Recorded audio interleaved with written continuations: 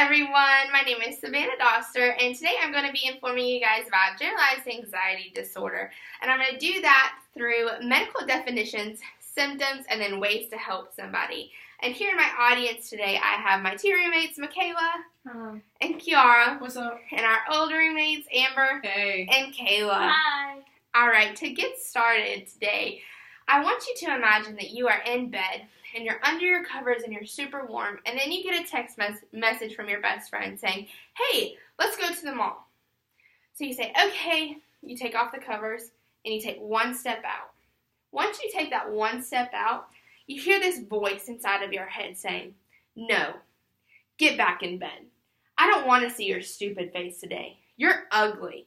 So you listen to this voice inside of your head and you say, okay, and you get right back in bed. That's what having anxiety is like. And I wish you guys would be a little bit more informed about the generalized anxiety disorder and depression, because it is very important about this day and age, because it's everywhere. It's in our advertisements, it's in our music, and it's in our everyday conversations. And it's nice to be aware of these things so you can help somebody if you see somebody hurting.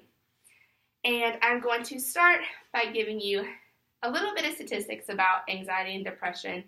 And actually, it's one of the most common mental illnesses here in the United States.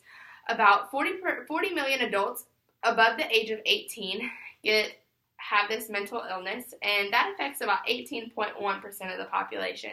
And it's really prevalent among college students, and it can affect us every single day. In this speech, I will give you the medical definitions, the symptoms that come along with generalized anxiety disorder and depression, so you can be a little bit more aware of what's going on. And then I'm going to provide you with ways to help somebody if you see them suffering. All right, to begin, anxiety is an overwhelming feeling. It's characterized by excessive, exaggerated anxiety and worry about everyday life events with no obvious reason.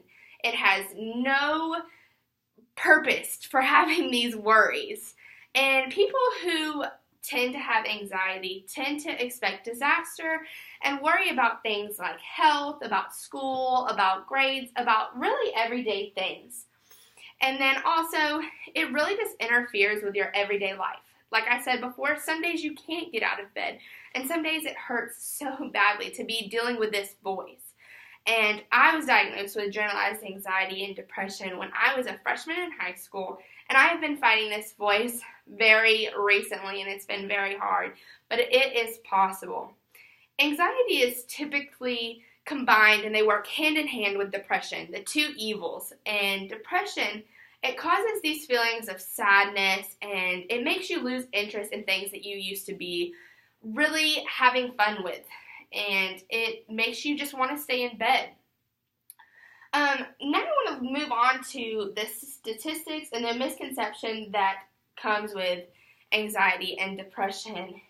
Anxiety is not just a stressor. It's not just, hey, I have a test coming up. This is really important. I'm really stressed out. It's about things that you cannot control. If you were to see a dog in the street, you would be more worried that dog was going to get ran over than anything else. And it's completely irrational, but it's something that we fight with every single day. And another misconception is that it happens only when something bad happens in your life, and that is not at all true. This sadness and these feelings can happen when you wake up in the morning, or if your cup of coffee doesn't taste the way you want it. Things just happen. Alright, and then moving on, I am going to touch on the symptoms, so you can be a little bit more aware if you see somebody hurting, or a little bit more telltale signs, because people don't always come out and say how they feel. Hey, I'm depressed. That is not what happens. So by knowing these symptoms, you'll be able to really see if somebody's acting a little bit weird. And they're a little bit different, because anxiety, when you have anxiety, it's persistent worrying, it's difficulty having trouble thinking, having trouble concentrating.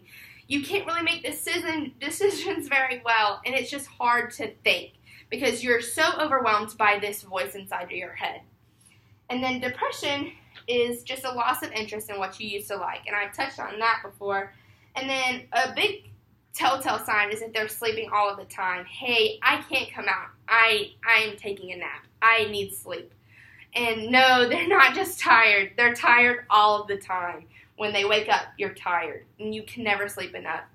And this is not very common, I guess, among it, but a lot of people deal with thoughts of death or thoughts of suicide, and I have ways to help people who have felt that at the end of the presentation.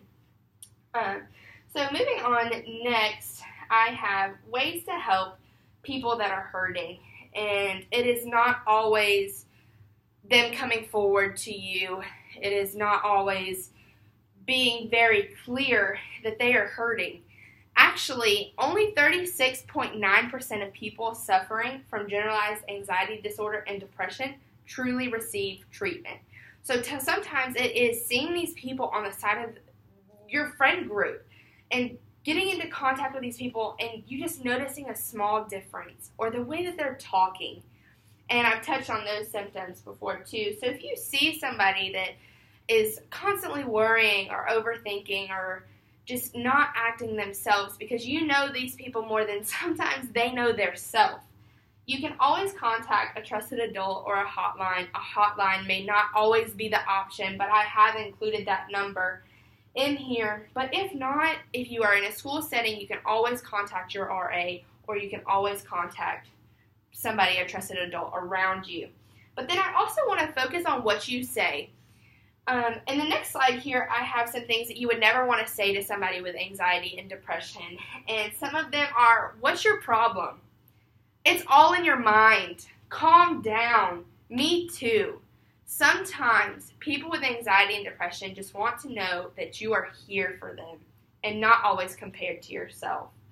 And then to wrap things up a little bit, I have touched on the definitions, the symptoms, so you see it when you're talking to someone in your everyday lives because it is surrounding us. And I just want to leave you with, you may not always see it, but it is there.